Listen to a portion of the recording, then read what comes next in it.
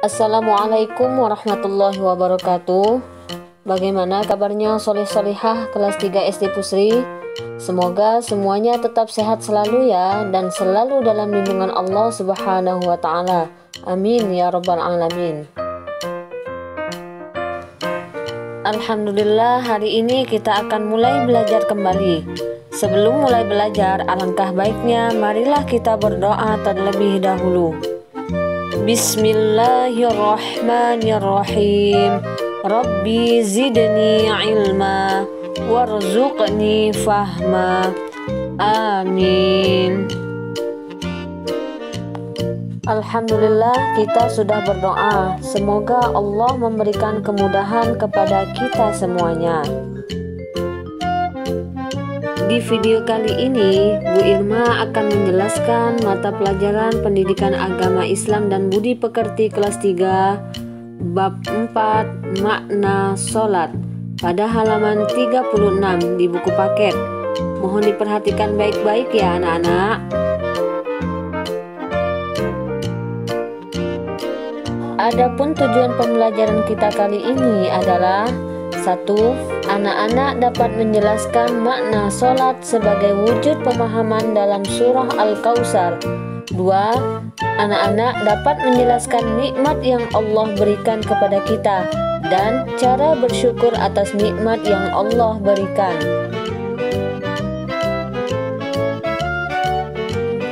Sebelum kita mempelajari bab sholat, kita baca dulu bersama-sama surat Al-Kautsar.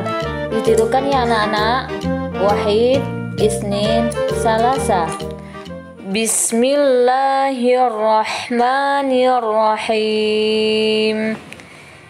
Inna a'tainakal kautsar fasholli li rabbika wanhar. Inna syani'aka huwal abtar. Shadaqallahul azim. Surah Al-Kautsar merupakan urutan surah ke-108, tetapi diturunkannya kepada Nabi Muhammad SAW merupakan wahyu ke-14. Diturunkan kepada Nabi Muhammad SAW ketika beliau masih berada di kota Mekah. Surah Al-Kautsar disebut juga surah Makkiyah karena diturunkan di kota Mekah. Surah Al-Kautsar terdiri dari 3 ayat.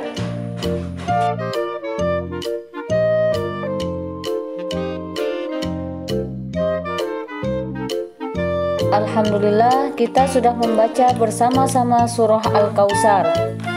Nah, jadi apa hubungan antara surah Al-Kautsar dengan perintah sholat? Surah Al-Kautsar menjelaskan tentang makna sholat. Perhatikan pada ayat kedua ya.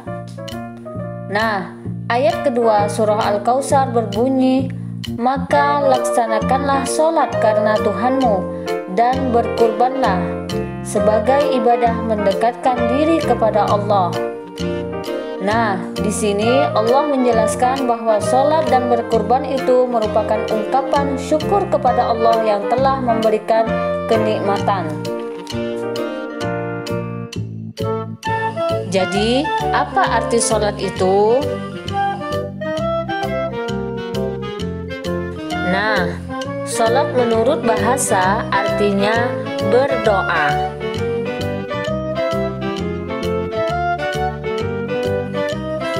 Sedangkan menurut istilah, sholat artinya ibadah yang dimulai dengan takbiratul ihram dan diakhiri dengan salam. Jadi nak, kalau orang sholat itu berarti dia sedang berdoa kepada Allah. Nah, berdoa kepada Allah harus dilakukan dengan khusyuk dalam menjalankannya. Jadi nak, sholat itu sangatlah penting bagi orang Islam. Kenapa? Karena sholat termasuk dalam rukun Islam yang kedua. Sholat juga merupakan sebagai salah satu tanda syukur kita kepada Allah, karena Allah telah memberikan banyak kenikmatan kepada kita.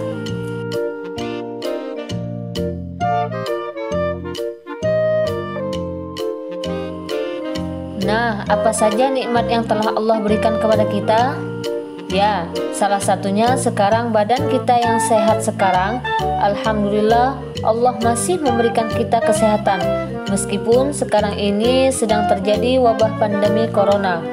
Nah, selain itu juga Allah tetap memberikan keimanan kepada kita yang kuat.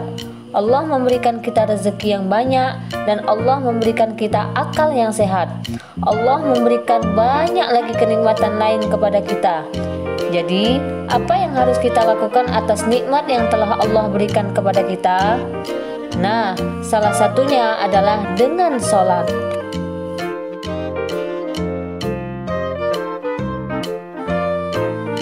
Salah satu cara bersyukur kita kepada Allah adalah dengan sholat.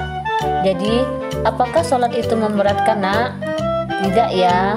Allah hanya memerintahkan sholat wajib pada kita hanya 5 kali dalam sehari, yaitu sholat isya, sholat subuh, sholat zuhur, sholat asar, dan sholat maghrib. Nah, bagaimana cara kita menjadi orang yang bersyukur? Yaitu 1. Dengan cara sholat tepat pada waktunya. 2. Sholat dengan tertib.